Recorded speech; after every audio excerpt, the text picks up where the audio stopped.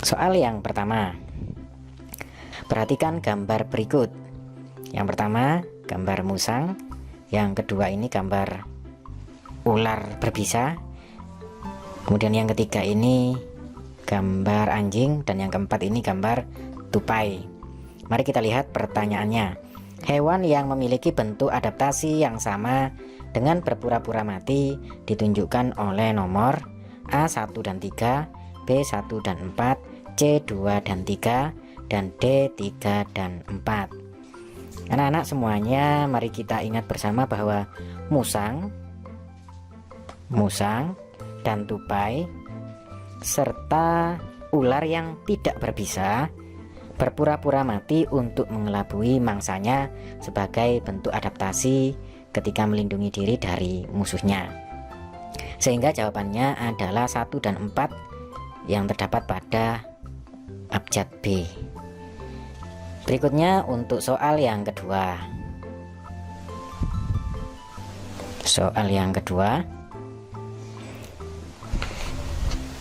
tujuan pohon jati menggugurkan daunnya adalah A. Agar batang memiliki rongga udara, B. Mempunyai akar yang panjang, C. Mengurangi penguapan, dan D. Tumbuh daun berlapis lilin.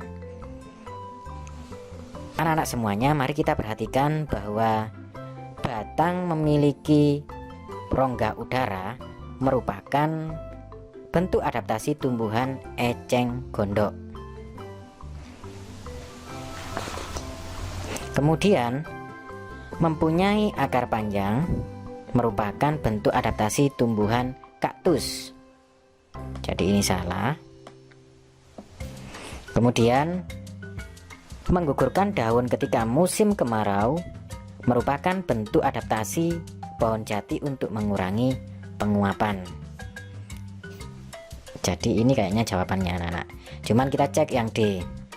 Daun berlapis lilin merupakan bentuk adaptasi tumbuhan padi. Jadi ini bukan jawaban, dan yang A juga bukan jawaban. Oleh karena itu jawabannya jelas, yaitu C. Berikutnya yang soal nomor 3. Pada ekosistem sawah terdapat sekumpulan padi, seekor ular, 15 belalang, 10 burung, dan seekor bekicot. Organisme yang termasuk populasi adalah A. Padi dan ular, B. Belalang dan bekicot, C. Burung dan belalang, dan D. Ular dan burung. Anak-anak semuanya, populasi adalah kumpulan individu yang sejenis dan hidup di suatu daerah dengan waktu tertentu. Mari kita uraikan. Dalam soal tersebut, yang termasuk populasi adalah sekumpulan padi, 15 belalang, kemudian 10 burung. Sedangkan seekor ular dan seekor bekicot, merupakan individu. Jadi jawaban yang sesuai adalah burung dan belalang. Sehingga jawabannya adalah C. Berikutnya anak-anak, kita ke soal nomor 4.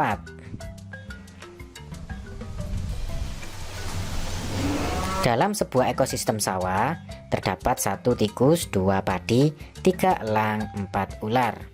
Urutan rantai makanan yang dapat terjadi adalah, anak-anak semuanya, pada sebuah ekosistem ini,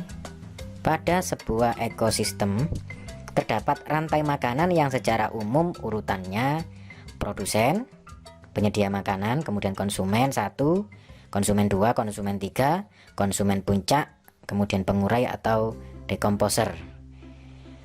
Kemudian dalam ekosistem tersebut peran produsen yaitu terjadi pada padi, sehingga produsennya adalah padi 1, kemudian nomor 2 ini padi sebagai produsen, selanjutnya konsumen tikus, konsumen satunya adalah tikus, kemudian konsumen 2-nya adalah ular karena tikus dimakan ular, kemudian konsumen ketiganya adalah elang, karena elang memakan ular. Jadi urutannya adalah yang C, yakni padi dimakan oleh tikus, kemudian tikus dimakan oleh ular, kemudian ular dimakan oleh elang. Jadi jawabannya adalah C. Berikutnya kita ke soal nomor 5. Perhatikan gambar berikut. Di sini nampak ada sampah yang dibuang ke sungai. Usaha yang paling tepat untuk mengatasi pencemaran sampah plastik tersebut adalah A. Dibuang pada aliran sungai yang mengalir, B. Mengubur sampah plastik di dalam tanah, C. Membakar sampah plastik, dan D. Mendaur ulang sampah plastik. Anak-anak semuanya, untuk mengatasi pencemaran sampah,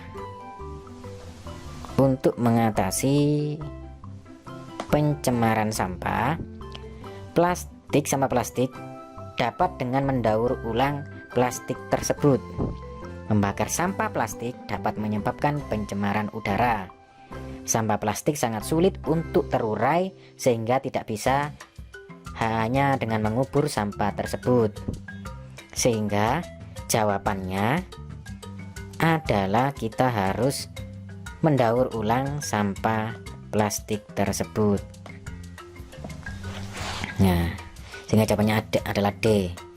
Mengapa kok tidak A? Karena ketika dibuang pada aliran sungai yang mengalir, ini akan mengakibatkan banjir. Kemudian mengubur sampah plastik dalam tanah, tadi sudah saya jelaskan bahwa plastik sulit diurai. Kemudian kalau membakar sampah plastik, ini akan menimbulkan pencemaran udara, sehingga jawabannya adalah D. Berikutnya soal yang ke-6. Tindakan pelestarian hewan dilakukan dengan cara A. Pembuatan taman satwa, B. Pemeliharaan hewan langka, C. Perburuan hewan langka dilindungi, D. Pembuatan suaka marga satwa. Anak-anak semuanya, mari kita ingat pelajaran ketika kita di kelas bahwa pelestarian hewan itu dapat dilakukan dengan mendirikan taman nasional dan suaka marga satwa untuk melindungi tempat hidup hewan. Jadi jawaban yang benar adalah yang D, pembuatan suaka marga satwa. Berikutnya soal yang ke-7. Kita sering melihat tanaman lidah mertua di sekitar rumah. Selain sebagai tanaman hias, tanaman ini berfungsi juga sebagai A. Penyerap racun di udara, B. Bahan pembuat agar-agar, C. Penjernih air, D. Bahan pembuat kosmetik. Mari kita cermati. Tanaman lidah mertua dapat menyerap racun di udara. Ini betul, anak-anak. Kita coba yang B. Pembuatan agar-agar dapat menggunakan bahan dasar rumput laut. Jadi ini salah, bukan lidah mertua. Kemudian untuk penjernih air ini digunakan tawas, bukan lidah mertua. Kemudian bahan pembuatan kosmetik itu digunakan dengan memakai lidah buaya. Jadi jawabannya adalah A, bahwa lidah mertua ini bisa digunakan untuk penyerap racun di udara. Berikutnya nomor 8. Hewan berikut yang dimanfaatkan minyak hatinya sebagai obat pencegah kanker adalah A. Ular, B. Buaya, C. Gajah, D. Ikan hiu. Anak-anak semuanya, kita ketahui bahwa ular ini sering diburu untuk diambil kulitnya, mungkin bisa digunakan untuk sabuk.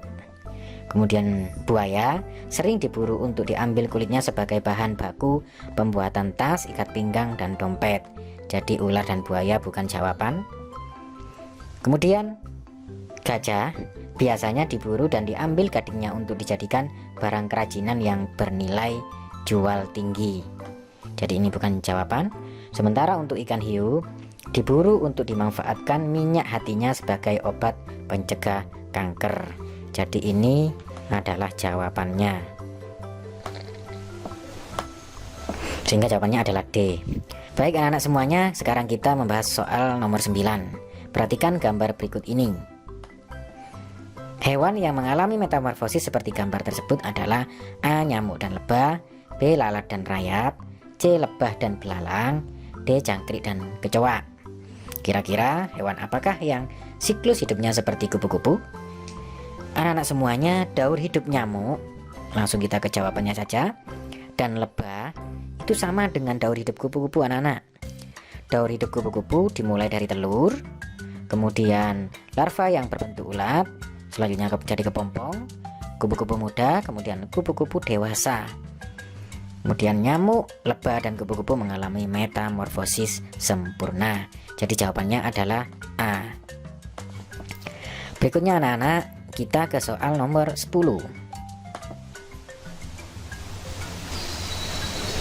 Kita ke soal nomor 10.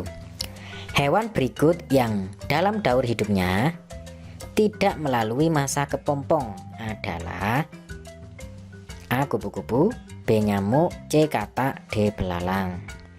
Anak-anak semuanya, langsung kita ke jawabannya. Katak anak-anak. Katak tidak melalui masa kepompong dalam daur hidupnya, sedangkan kupu-kupu, nyamuk, dan belalang melalui masa kepompong dalam daur hidupnya. Sehingga yang tidak melalui masa kepompong adalah katak.